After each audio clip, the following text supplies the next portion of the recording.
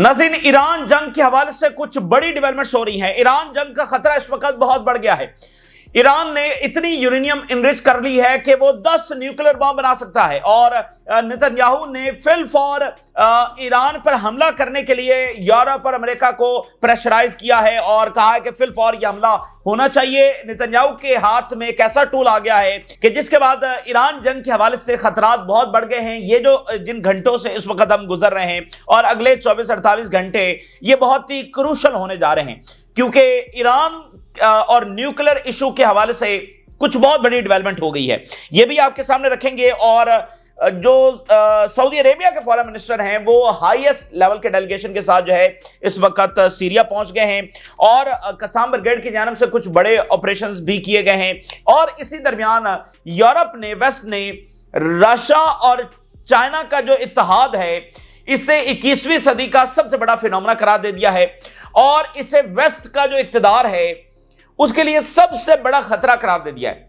Russia और China का इत्तेहाद बुनियादी तौर पर इन दो नेशंस का आपस में इकट्ठे हो जाना, दोनों कम्युनिस्ट नेशंस हैं, इनका आपस में इकट्ठे हो जाना, फिर नॉर्थ कोरिया और ईरान का किरदार है। लेकिन बुनियादी तौर पर इन दो नेशंस का और नेवर एवर इन हिस्ट्री ये दोनों नेशंस कभी भी रिलेशंस के हवाले से, इत्तेहाद के हवाले से इस सतह के ऊपर नहीं गए जिस सतह के ऊपर इस वक्त ये जा चुके हैं।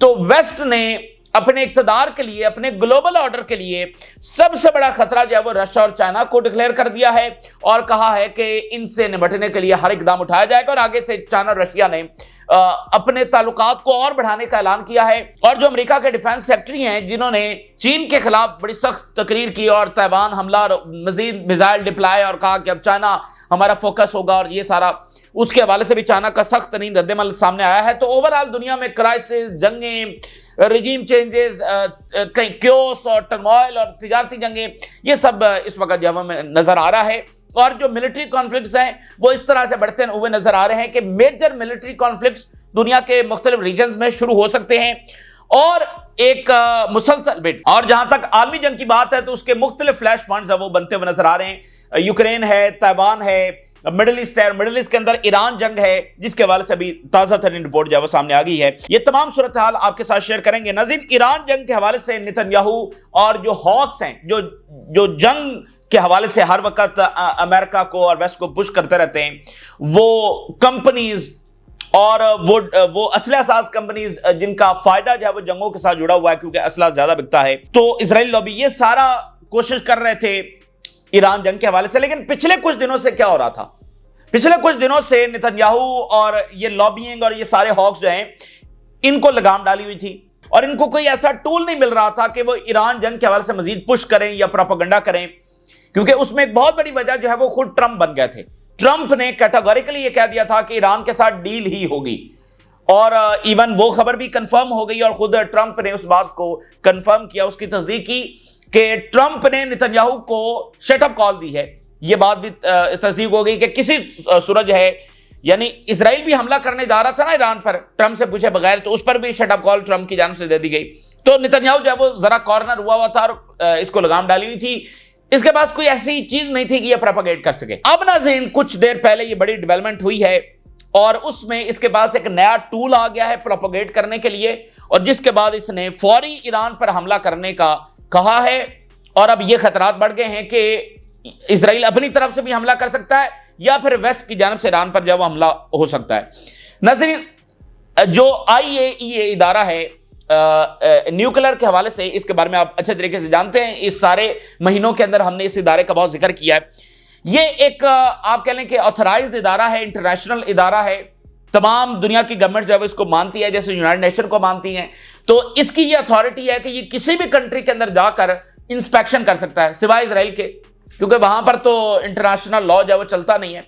तो ओवरऑल इसकी अथॉरिटी ये है कि ये किसी भी मुल्क के अंदर जाकर उनकी जो न्यूक्लियर साइट्स हैं उनको इंस्पेक्ट कर सकता है कि वहां पर कोई मुल्क जो है वो न्यूक्लियर बना रहा है या नहीं बना रहा, ठीक है। और तमाम गवर्नमेंट जो है इसको अलाउ भी करती हैं, ईरान भी इसको अलाउ करता है कि उनकी जो न्यूक्लियर साइट्स हैं उनकी ये जाकर जो है वो इंस्पेक्शन कर सके और उसके बाद ये रिपोर्ट देता है कि भाई ये फलाना मुल्क क्या कर रहा है, फलाना मुल्क क्या कर रहा है। अब ईरान जो है वो पिछले कुछ दिनों से ये वार्न कर रहा था कि ये जो इदारा है, मतलब इसकी कोई हैसियत तो ओवरऑल नहीं है ना वेस्टर्न के सामने, दुनिया के सामने तो है, वेस्टर्न के सामने तो इनके अपना बनाया हुआ इदारा है। इसमें जो लोग बैठे हैं वो भी इन्हीं के अपने बैठे हुए हैं। तो इससे कोई काम निकलवाना या इससे कोई रिपोर्ट जारी करवाना कोई मुश्किल काम तो नहीं है। तो ईरान ये वार्न कर रहा था कि इसको पॉलिटिसाइज करने की कोशिश की जा रही है और इससे ईरान के खिलाफ एक ऐसी फॉल्स फैक्ट्स के ऊपर मुबनी रिपोर्ट जारी करवाने की कोशिश की जा रही है जिसके बाद ईरान के खिलाफ मजीद प्रोपेगेंडा किया जा सके और ईरान पर हमले को एक जवाब बनाया जा सके। यह ईरान वार्न कर रहा था। अब नाज़रीन यह हुआ है कि कुछ ही देर पहले इसकी रिपोर्ट आ गई है। IAEA जो कि इंटरनेशनल इदारा है जिसको तमाम गवर्नमेंट्स ऑथोराइज करती हैं, ईरान भी करता है, इसकी रिपोर्ट आ गई है और इसकी सारी रिपोर्ट ईरान के खिलाफ आ गई है। यानी जितना ईरान वार्न कर रहा था उतनी ही खिलाफ रिपोर्ट उनके आई है, जिसमें इस इदारे ने डिक्लेयर कर दिया है कि ईरान न्यूक्लियर बना रहा है। सारी जंग तो इस वक्त यही जा रही है ना कि इजराइल कह रहा है ईरान न्यूक्लियर बना रहा है, ईरान कह रहा है नहीं बना रहा। जो मिडिल ईस्ट की गवर्नमेंट्स है वो भी गारंटीज दे रही हैं, ईरान की रशिया चाइना भी गारंटी दे रहा है ईरान की, और ईरान का फतवा मौजूद है कि वो नहीं बनाना चाहते और कोई इंटेंशन नहीं रखते अनटिल एंड अनलेस कि उनके ऊपर अटैक हो। और साथ इसने कह दिया है कि ईरान के यहां जो 3 अनडिक्लेयर्ड साइट्स भी मौजूद हैं। यानी ये बहुत ही खतरनाक बात होती है कि अनडिक्लेयर्ड साइट से मुराद यह है कि असल काम जो है वो वहां पर हो रहा है। ये हमें जिन साइट्स के ऊपर लेकर जाते हैं वहां पर ये कुछ नहीं कर रहे, जहां पर असल काम हो रहा है वो इन्होंने साइट्स डिक्लेयर ही नहीं की हुई, वो खुफिया रखी हुई हैं और वहां पर ये यूरेनियम को अफजुदा कर रहे हैं और ये वेपन बना रहे हैं। IAEA ने डिक्लेयर कर दिया है कि ईरान न्यूक्लियर बना रहा है और इसने इतनी यूरेनियम इनरिच कर ली है जो 10 न्यूक्लियर बॉम्ब्स बनाने के बराबर है और ईरान हमारे साथ कोऑपरेट नहीं कर रहा। यानी पूरी तरह से उन्होंने विलन डिक्लेयर कर दिया ईरान को और जितना नेतन्याहू का प्रोपेगेंडा है बिल्कुल उसको इंडोर्स कर दिया है। एक एक चीज को इस इदारे ने जो है वो इंडोर्स कर दिया है। इसके बाद जो मामला बहुत ज्यादा खराब हो गए हैं। मैं हेडलाइंस आपके सामने रखता हूं।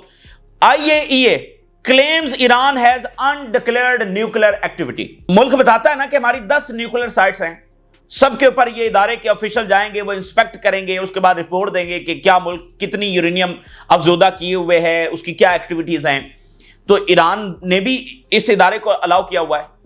अब इसके पास कोई चीज नहीं बची तो इसने कह दिया कि ईरान के पास तो कुछ अनडिक्लेयर्ड साइट्स हैं, मतलब उसका कोई एविडेंस नहीं, बस कह दिया। और इसमें खतरनाक बात यह है कि 2018 के अंदर नेतन्याहू ने कुछ ऐसा ही काम किया था, एक फॉल्स फ्लैग ऑपरेशन किया था नेतन्याहू ने, और कुछ इसने अपने एजेंट जो है वो ईरान में कहीं पता नहीं किसी एक साइट के ऊपर भेजे थे और वहां से बस वो कुछ डॉक्यूमेंट्स लेकर आए और उसके बाद नेतन्याहू ने प्रेस कॉन्फ्रेंस की, ईरान लाए और कहा कि ईरान न्यूक्लियर बना रहा है। हालांकि उस वक्त ईरान और अमेरिका की न्यूक्लियर डील हो चुकी थी, तो इसने कहा कि नहीं ईरान तो न्यूक्लियर बना रहा है, डील की ये खिलाफवर्जी कर रहा है। तो फिर ट्रंप ने यूनिलैटरली वो डील जो है वो उससे निकल गया था अमेरिका, और उस डील के अंदर यूरोपियंस आज तक मौजूद है, लेकिन अमेरिका यूनिलैटरली उस डील से निकल गया था। उसके पीछे नेतन्याहू था और उसका बुनियादी पीछे क्या था कि ईरान की अनडिक्लेयर्ड साइट्स हैं, वहां पर ये कुछ कर रहे हैं, क्योंकि बाकी तमाम साइट्स के ऊपर तो मैकेनिज्म के तहत मॉनिटरिंग हो रही थी, इंस्पेक्शन हो रही थी। तो इसने बुनियादी जो इसका था बॉटम लाइन के इनकी अनडिक्लेयर्ड साइट्स है। आज आइए इन्हें जो रिपोर्ट दिया उसमें फिर वही बात कि इनकी अनडिक्लेयर्ड साइट्स हैं। We have concern about Iran's ability to manufacture nuclear weapon. इन डिक्लेयर कर दिया कि ईरान जो है वो न्यूक्लियर वेपन मैन्युफैक्चर करने जा रहा है, बनाने जा रहा है। और उन्होंने कहा कि 60% से ज्यादा यूरेनियम जो है वो इनरिच कर ली है। 60% से जो ही ऊपर जाते हैं तो समझिए आप वेपन बनाने के करीब पहुंच गए। तो इस इदारे ने कह दिया है कि ईरान 60% से ऊपर जा चुका है। आपको पता है जो डील हो रही है उसमें जो परसेंटेज है यूरेनियम की अफजूदगी की वो 3 से 5% है, यहां 60% से ऊपर चला गया है। ये इदारा डिक्लेयर कर रहा है। And its cooperation is less than satisfactory. कोई तसल्ली और मुतमईन हमें नहीं कर सका ईरान, सेटिस्फैक्टरी इसका कॉपरेशन नहीं रहा, इन्होंने हमारे साथ कॉपरेट नहीं किया। और फिर वो कहते हैं कि इनके पास जो यूरेनियम का स्टॉक है वो तकरीबन 953 केजी से यानी 950 किलोग्राम से 9247 किलोग्राम हो चुका है। जो यूरेनियम का स्टॉक है उसमें से जो अफजुदा यूरेनियम है वो 133 किलोग्राम से 408 किलोग्राम हो चुकी है। यानी टोटल जो यूरेनियम है वो 9247 हो चुकी है, जो प्रीवियसली सिर्फ 950 किलोग्राम थी और अब ये 9000 से ज्यादा हो चुकी है। और उसमें से जो इनरिच की है, जो अफजुदा कर ली है, वो 133 किलोग्राम पहले थी, लेकिन अब उसको बढ़ाकर इन्होंने 408 किलोग्राम कर लिया है, और इसके मुताबिक जो है वो 10 के करीब न्यूक्लियर बॉम्ब बनाए जा सकते हैं। And we have no credible indication of ongoing and undeclared structure of nuclear program, कि पता नहीं वहां पर ये क्या कर रहे हैं और ये असल एक्टिविटीज वहां पर कर रहे हैं। Iran has repeatedly either not answered और not provided technically credible answers to agencies questions. और फिर कह रहे हैं कि हमने जब इनसे पूछा उन अनडिक्लेयर्ड साइट्स के बारे में तो इन्होंने हमें कोई तसल्ली बख्श जो जवाबात नहीं दिए हैं। In the event of attack this would be enough to quickly produce 10 nuclear bombs.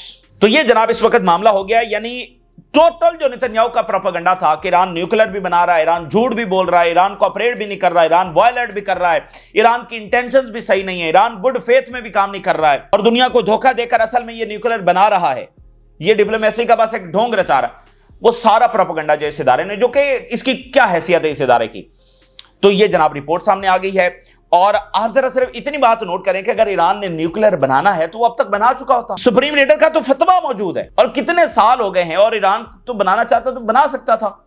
अभी भी देखें यूरेनियम तो उन्होंने पूरी इनरिच कर ली है, फिर वो बनाना चाहते होते तो कब का बना लेते।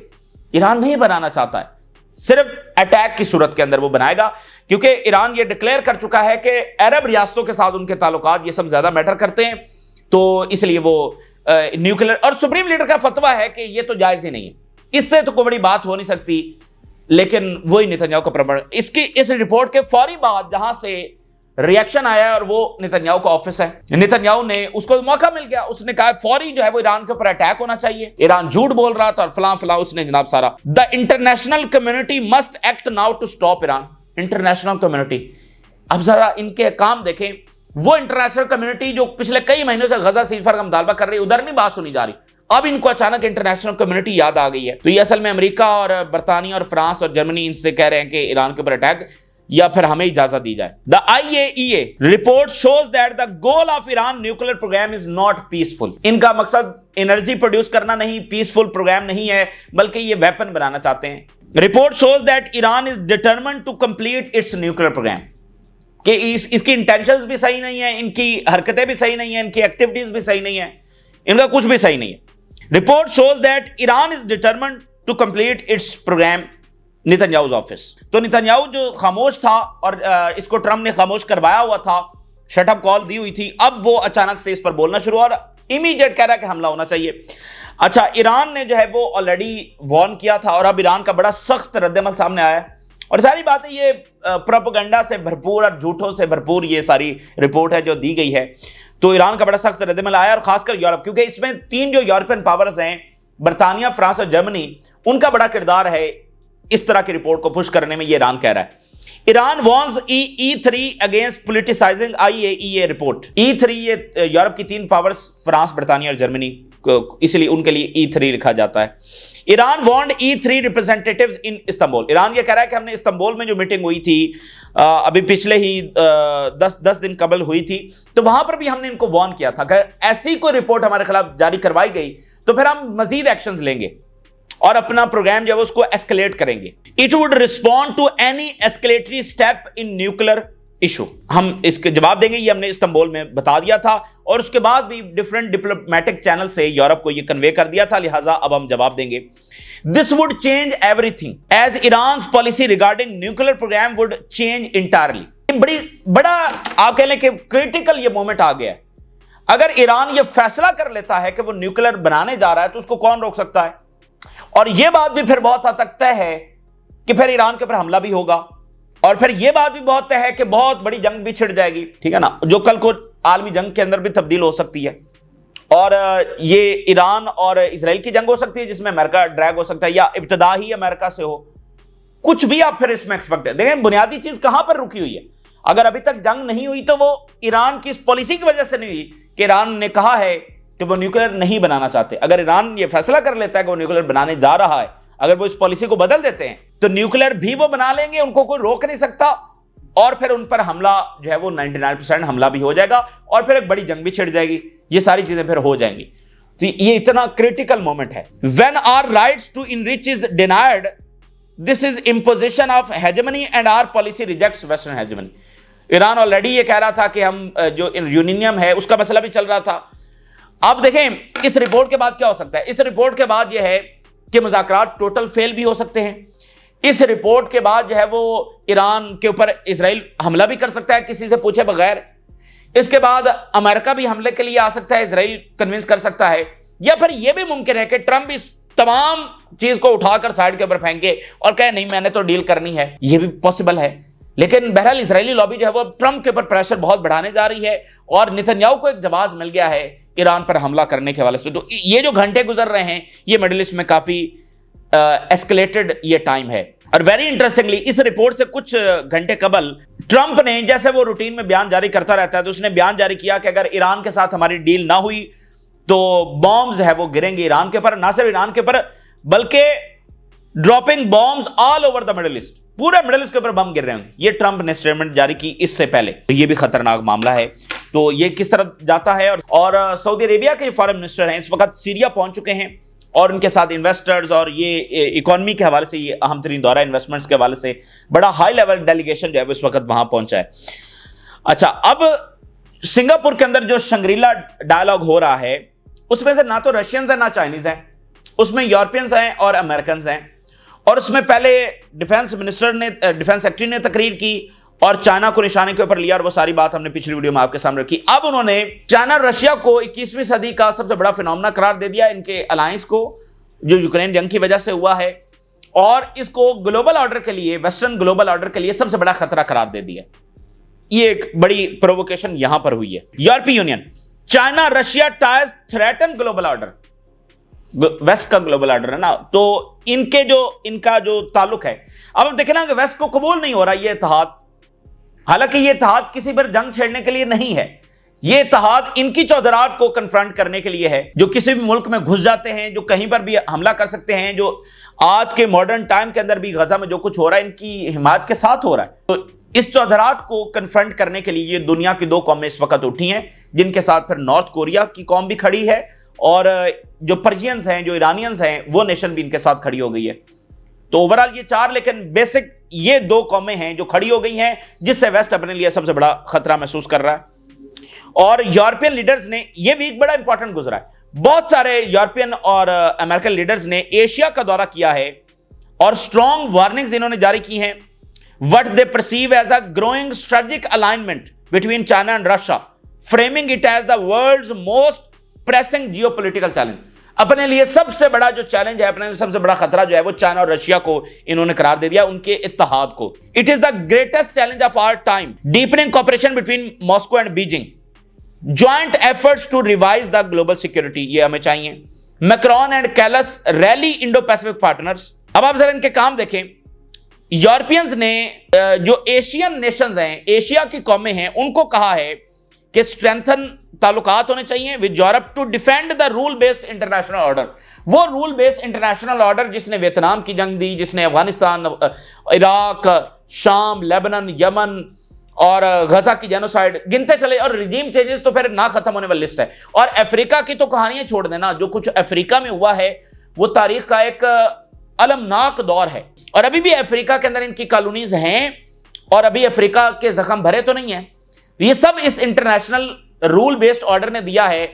और यूरोपियंस और अमेरिकन इस वीक एशिया का दौरा करके एशियन कौमों को कह रहे हैं कि वो इनका साथ दें इस इंटरनेशनल ऑर्डर को मजीद चलाने के लिए। Macron specifically called on China to restrain the North Korea military involvement in Europe conflict zone, कि नॉर्थ कोरिया वहां पर मिसाइल भेज रहा है, एमिनिशंस भेज रहा है, फलां कर रहा है, फौजें भेज रहा है, तो चाइना जो है वो नॉर्थ कोरिया को रोके। और जो चाइनीज एम्बेसी है वॉशिंगटन के अंदर, उनकी स्टेटमेंट, अब देखें चाइना की डिप्लोमेसी, उनकी स्टेटमेंट्स बहुत मानी, बाकियों से बिल्कुल मुख्तलिफ। अब उन्होंने जो डिफेंस सेक्रेटरी की स्पीच हुई है उसका जवाब बीजिंग से नहीं आया है। जो चाइना की एम्बेसी है वॉशिंगटन के अंदर, उन्होंने वहां से स्टेटमेंट जारी करवाई है।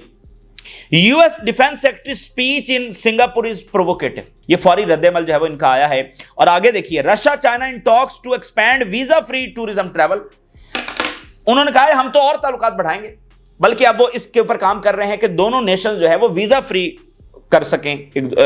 इस तरह के इकदाम वो उठा रहे हैं। तो दुनिया जो है बड़े नाजुक, खतरनाक, अलमनाक, अफसोसनाक और तबाहकुन, ठीक है ना, इस टाइम से गुजर रही है। और जब ये सारा क्योस खत्म होगा तो फिर हम एक नई दुनिया में दाखिल हो चुके होंगे। लेकिन हम किन किन क्राइसिस से गुजरेंगे, किन किन जंगों से गुजरेंगे, किन बड़ी जंगों से गुजरेंगे, और क्या हम आलमी जंग से भी गुजरेंगे? तो कोल्ड वॉर का जो एक टाइम था बड़ा क्राइसिस और टर्मोइल से भरपूर था। 40 साल ये दुनिया के ऊपर ये क्राइसिस रहा है। तो इसी तरह का एक टाइम जो है वो दोबारा से शुरू हो चुका है और ये दुनिया के लिए बड़ा खतरनाक होने वाला है। देखते हैं कि ये दुनिया के मामलात और ईरान जंग का खतरा बहुत ज्यादा बढ़ गया। और इसको चूंकि देखें नेतन्याहू के ऊपर इस वक्त बहुत प्रेशर है गजा के सीज फायर के हवाले से। ईरान की अगर जंग छिड़ती है तो वहां से प्रेशर कम हो जाएगा। तो इस वक्त नेतन्याहू इस अपनी तरफ से इस आइडियल मौके को इस्तेमाल करने की कोशिश करेगा। ये इस वक्त की ताजा तरीन सूरत हाल जो आपके साथ शेयर की। आप राज रोगा करें, इजाजत दीजिए। अल्लाह हाफिज।